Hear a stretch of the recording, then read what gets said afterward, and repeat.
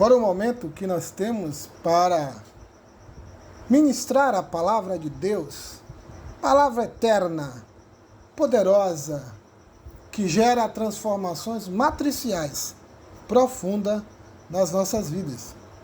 O texto que quero ler encontra-se em Atos dos Apóstolos, capítulo 11, e também o capítulo 10, versículo do 1 ao 4. O texto diz assim: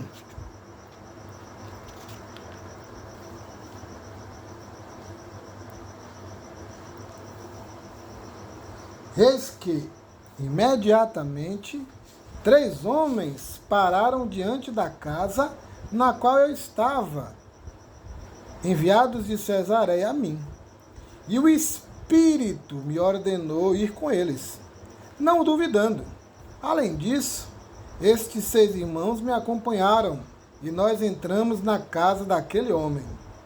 E ele mostrou-nos como presenciou um anjo em pé em sua casa, que lhe dizia: envia homens a Jope e chama por Simão, cujo sobrenome é Pedro, o qual te dirá palavras pelas quais serás salvo, tu e toda a tua casa. E quando eu comecei a falar, o Espírito Santo caiu sobre eles, como sobre nós no começo. Então me lembrei da palavra do Senhor, quando ele disse: João certamente batizou com água, mas vós sereis batizados com o Espírito Santo. Portanto, se Deus lhe deu o mesmo dom que deu a nós quando cremos no Senhor Jesus Cristo, quem era eu para que pudesse resistir a Deus? E eles, ouvindo estas coisas, se calaram e glorificaram a Deus, dizendo: então Deus também concedeu aos gentios o arrependimento para a vida. E o capítulo 10, versículo 1, que vai traçar um pouco do caráter deste homem, Cornélio. E havia, versículo 1, capítulo 10, e havia em Cesareia um varão chamado Cornélio, um centurião da corte, chamada corte italiana, um homem religioso e temente a Deus, com toda a sua casa, o qual dava muitas esmolas ao povo e sempre orava a Deus.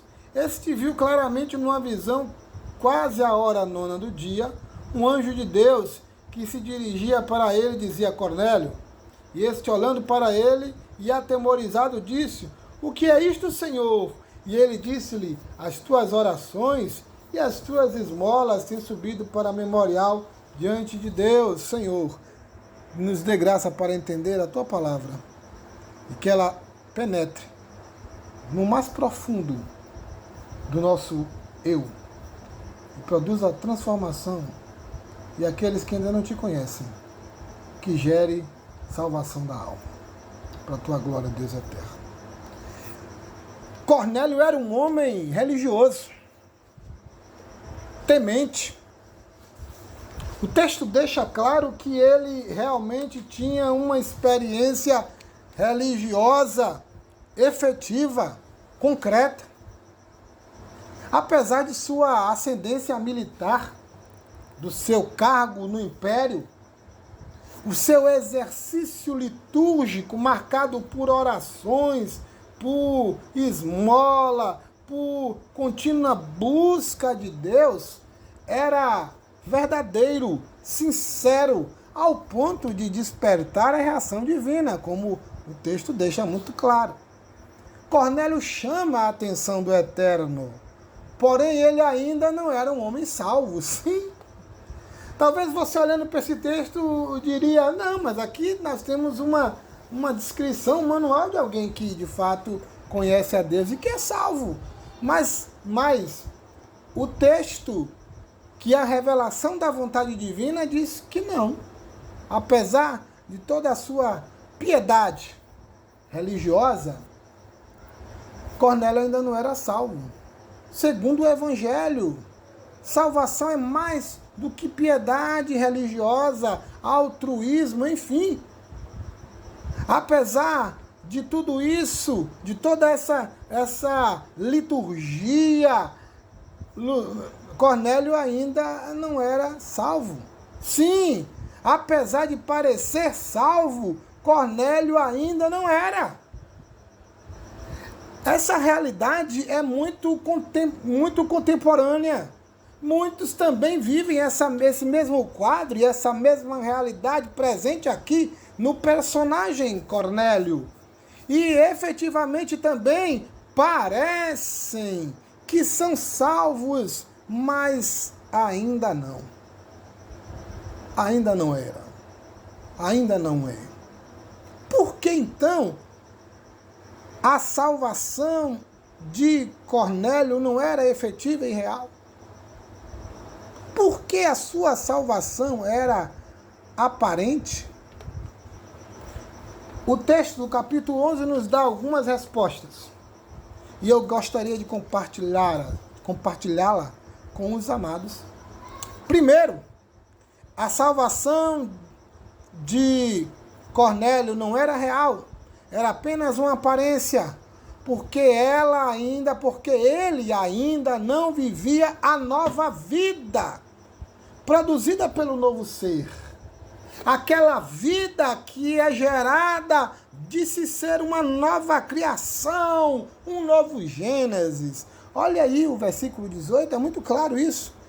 E eles, ouvindo estas coisas, ou seja, esse relato de Pedro, se calaram e glorificaram a Deus, dizendo, então, Deus também concedeu aos gentios, aí no caso Cornélio, o arrependimento para a vida.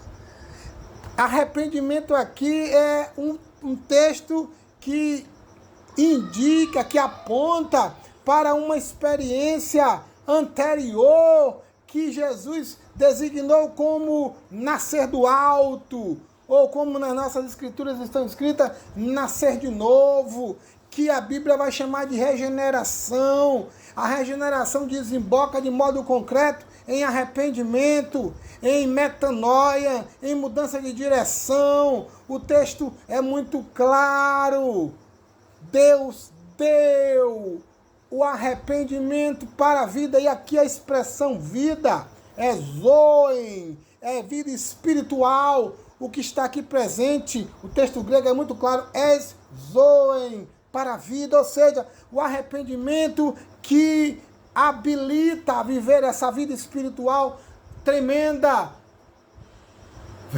revigorante, atraente, transformadora, é fruto desta graça divina, da nova vida, do novo ser.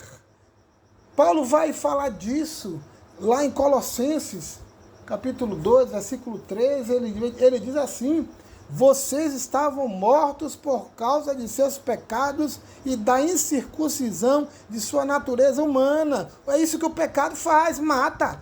E matou desde Adão.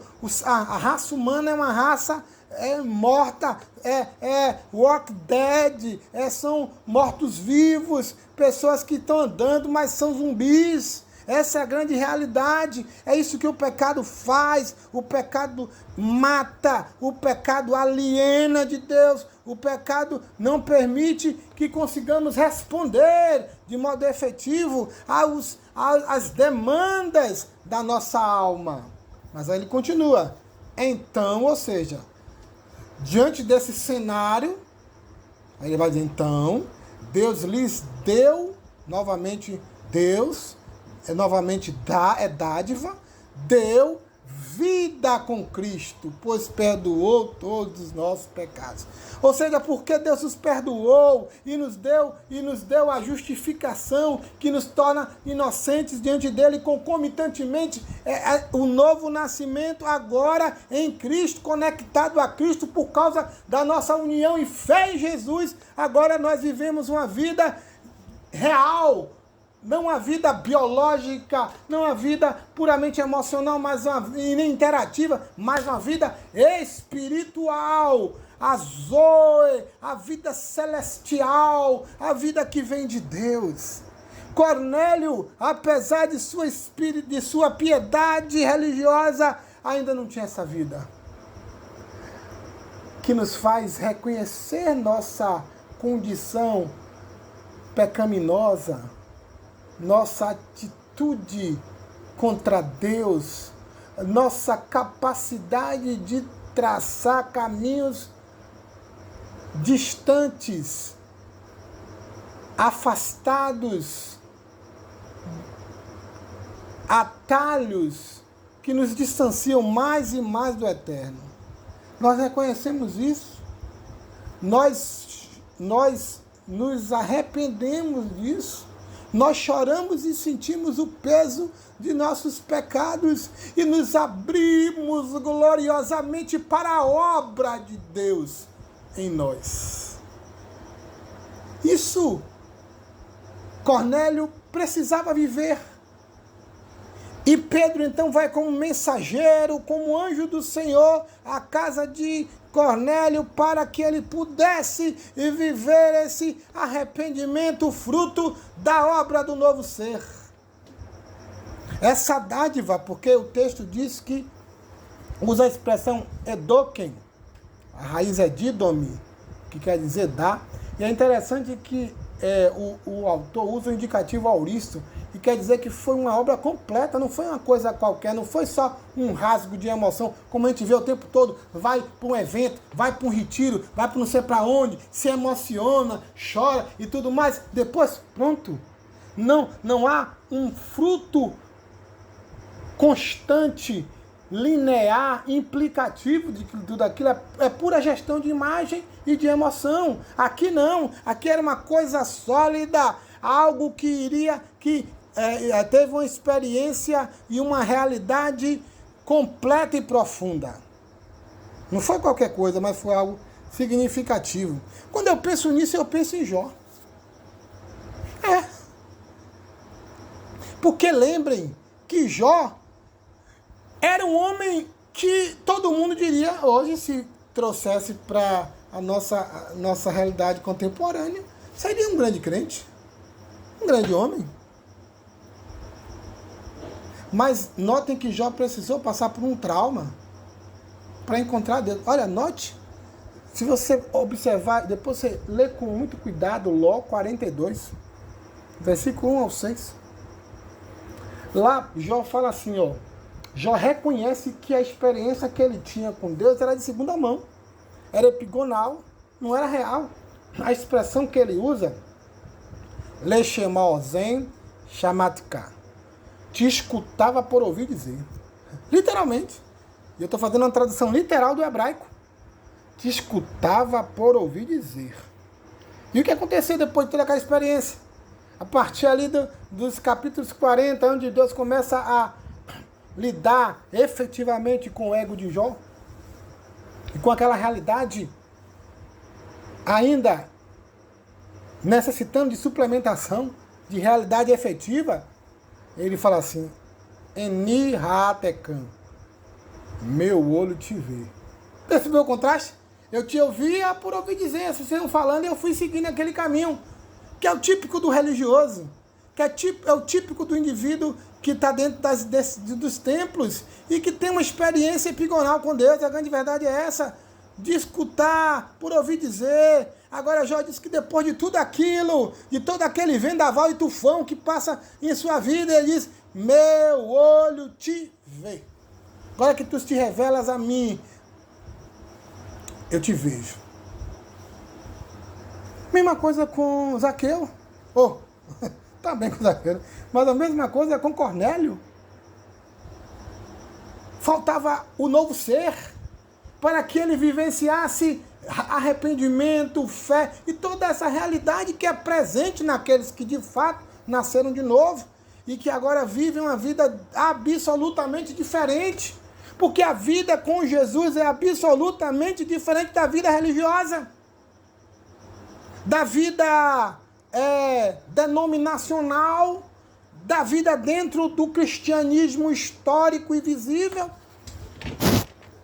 É uma vida onde há profundas mudanças matriciais que alteram o indivíduo radicalmente. Ele não é mais aquela mesma pessoa e tem pessoas que continuam o mesmo desde sempre. Mas segunda coisa importante,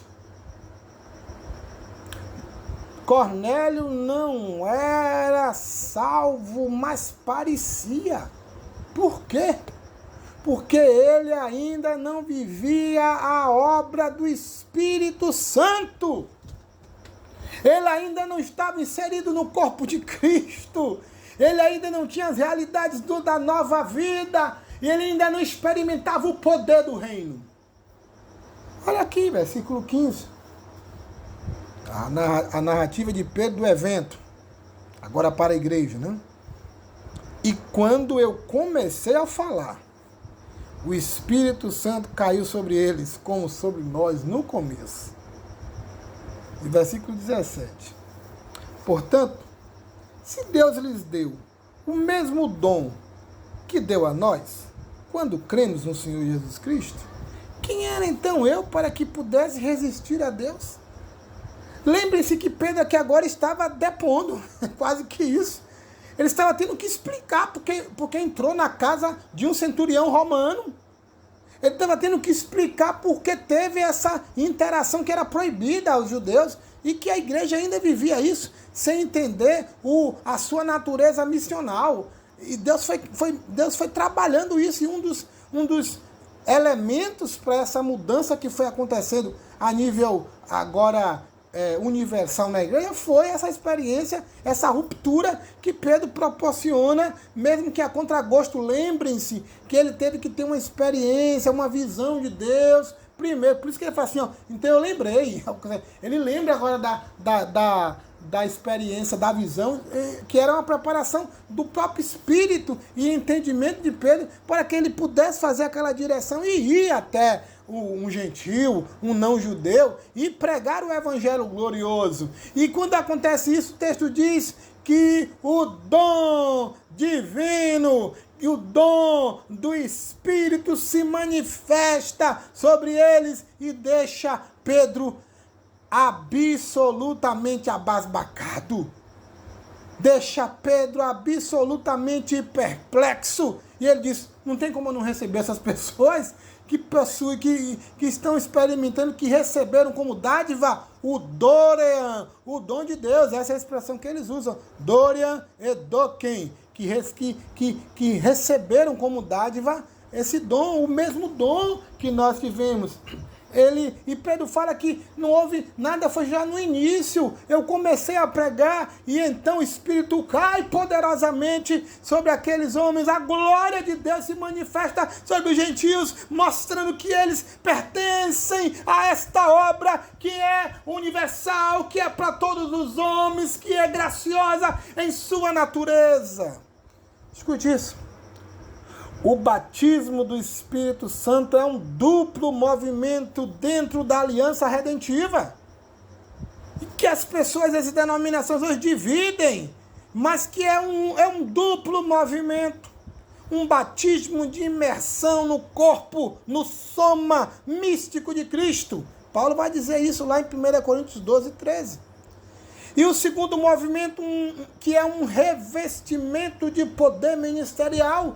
Nós podemos ver esse batismo presente em Atos 1, 8, 2, do 1 ao 4, 14 a 36, do capítulo 2, do 14 a 36, e tantos outros, onde houve esse revestimento, esse poder ministerial sendo. Então não há um batismo, não, o batismo é só para regeneração, não, o batismo é só para revestimento, não, o batismo do Espírito Santo é para a imersão no corpo de Cristo e acaba tendo uma relação direta com o novo nascimento, mas também o chamado, mas também é para revestimento de poder. Não há divisão no batismo com o Espírito Santo. É um duplo movimento. Não é apenas um movimento, mas é um duplo movimento. E Cornélio precisava dessa obra, como todo o crente precisa, como todo líder precisa, como todo movimento precisa, como toda a igreja precisa. Ó, vem Espírito, faz a obra de novo em nós, para que o mundo veja que há Deus em Israel. Glórias ao teu nome, Senhor. Paulo vai falar disso. Efésios capítulo 1, versículo 13 em diante. Nele também vós, depois que ouviram a palavra da verdade, o evangelho da salvação, tendo nele também crido, receberam o selo do Espírito Santo da promessa. O Espírito é o penhor da nossa herança, ou seja, a garantia, até o resgate da sua propriedade em louvor da sua glória. O Espírito está aqui para ser a garantia de que um dia todos nós estaremos juntos, sendo recebidos em glória pelo Senhor, como frutos da sua herança. O batismo do Espírito Santo nos sela, é o selo de propriedade de que pertencemos a Deus. E o Espírito Santo é a garantia, não é nenhum outro, não é como vivemos, é o Espírito Santo agindo em nós, fazendo a sua lavoura com o fruto do Espírito e trabalhando em nós. E entenda isso, a obra de Deus ainda não terminou em nós. A obra de Deus ainda não terminou em mim. Deus continua trabalhando. Cornélio precisava disso. Muitas pessoas dentro da igreja que vivem de eventos em eventos precisam disso porque o seu coração está seco e não tem nada de celestial, de glorioso e poderoso dentro de si. Está faltando o selo do Espírito. A expressão literal, esfragiste, é um indicativo aurista, é uma atuação completa, onde o Espírito Santo é um agente e nós sofremos essa ação, por isso está no passivo. E você vai ver em vários lugares essa expressão dessa atuação do Espírito Santo que faltava para Cornélio. Ele era um homem piedoso, ele parecia ser crente, ele parecia realmente um homem salvo, mas ainda não, porque lhe faltava a obra do Espírito Santo. E ali, à medida em que Pedro abre a voz para pregar o Evangelho, porque não foi nenhuma outra coisa senão o Evangelho de Jesus, o Salvador, o Messias, o Senhor. E à medida que ele começa a falar dessa obra gloriosa do Evangelho da graça, o Espírito toma Cornélio e aqueles que estão lá e deixa claro que ali começa a obra que vai terminar na glorificação.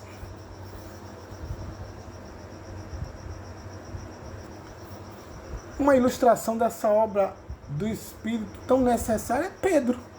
O Pedro que pregou aqui agora foi o Pedro que negou a Cristo miseravelmente, que inclusive foi advertido por Jesus e que num rasgo de egocentrismo disse: eu jamais, se todos negarem, eu não nego. Aí Jesus olha para Pedro: tá bom.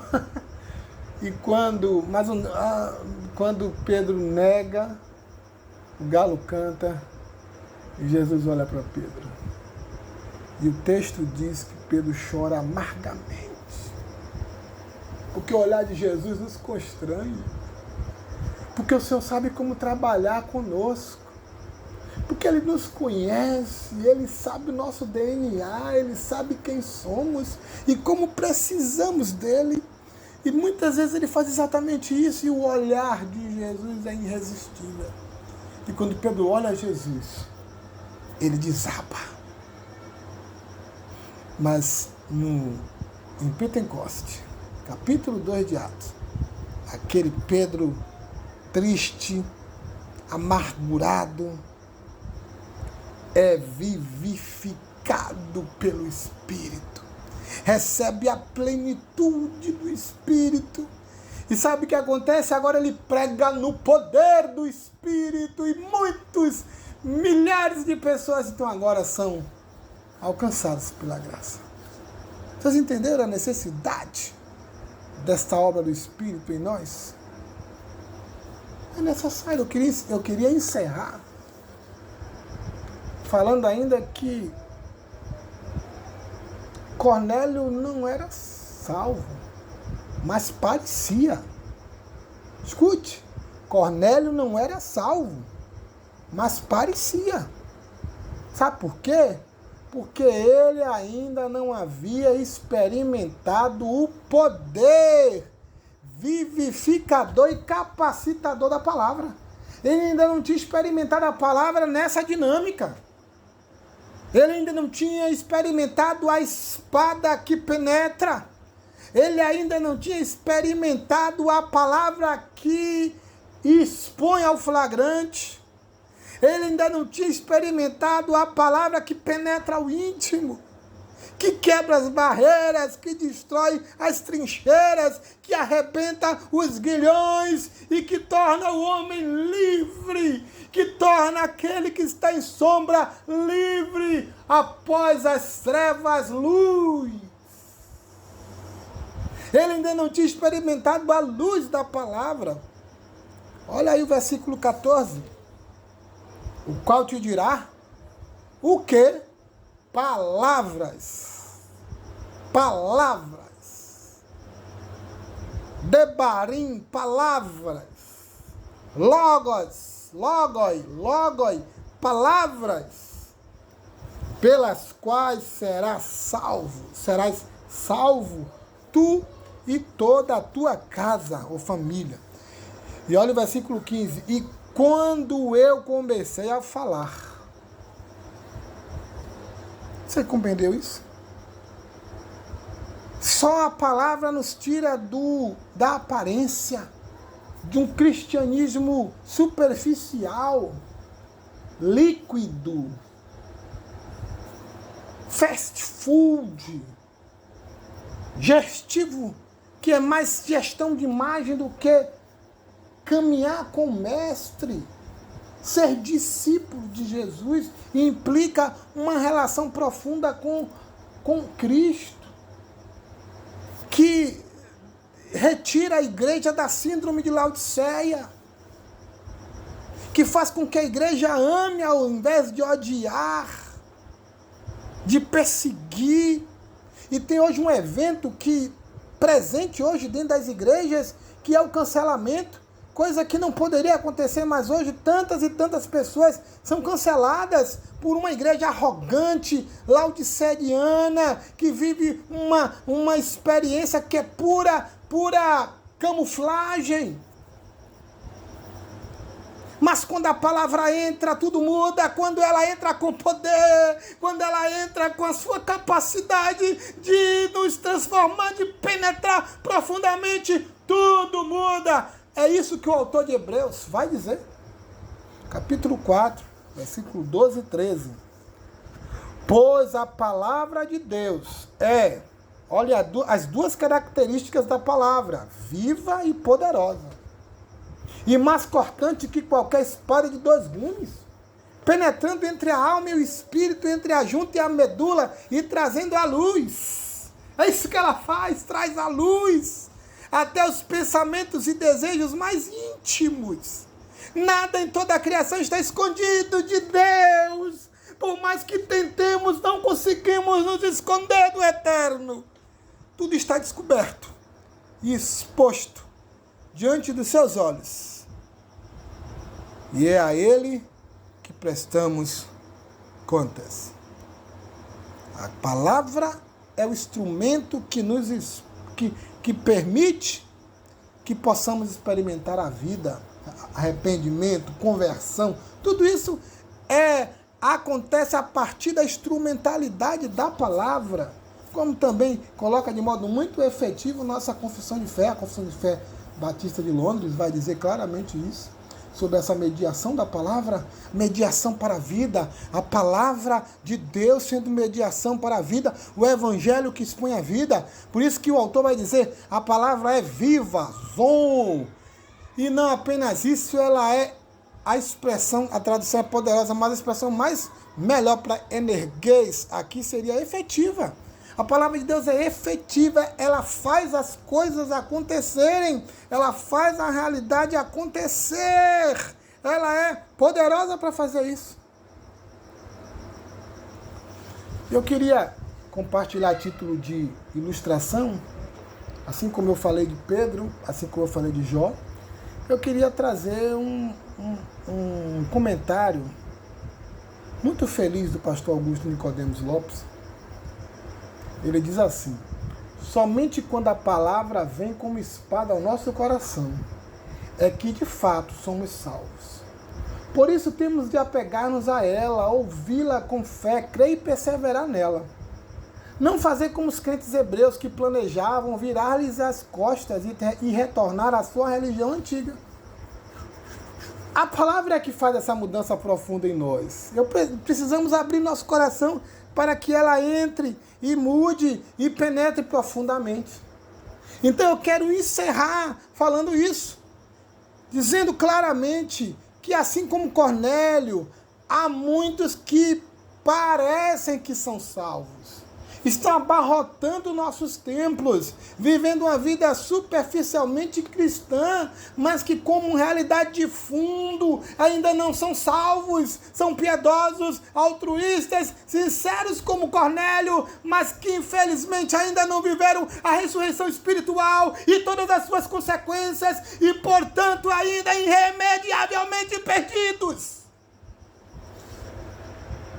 Apenas quando se experimenta as realidades do Evangelho da Graça, por meio da fé salvadora, é que se pode realmente viver o poder de Deus no fundo do ser e ressurgir salvo. Como Cornélio e sua família, e tantos outros que foram tocados, penetrados por este Evangelho glorioso da graça.